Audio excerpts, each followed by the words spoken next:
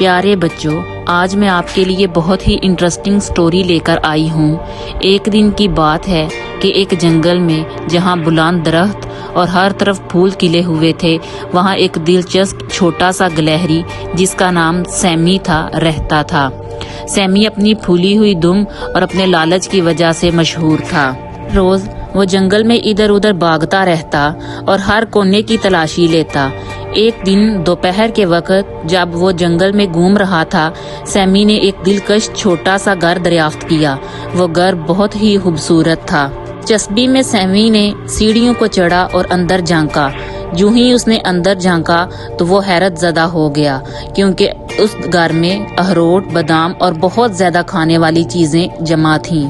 Semi اپنے چھوٹے سے ہاتھ میں جتنے اخروٹ باندھ سکتا تھا اس نے باندھ لیے، لیکن جیسے ہی وہ اخروٹ لے کر وہاں سے بھاگنے لگا، اس نے نرم پیچھے سے آواز سنی۔ وہ دوستانہ اور نرم آواز ایک خرگوش کی تھی جس نے سیمی کو پیچھے سے پکارا تھا۔ خرگوش نے سیمی کو بتایا کہ یہ گھر جانوروں کے ایک گروپ کا ہے جو مختلف قسم کی کھانے کی چیزیں جمع کر کے لے کر آتے ہیں اور پھر اکٹھے بیٹھ کر برابر تقسیم کر کے کھاتے ہیں۔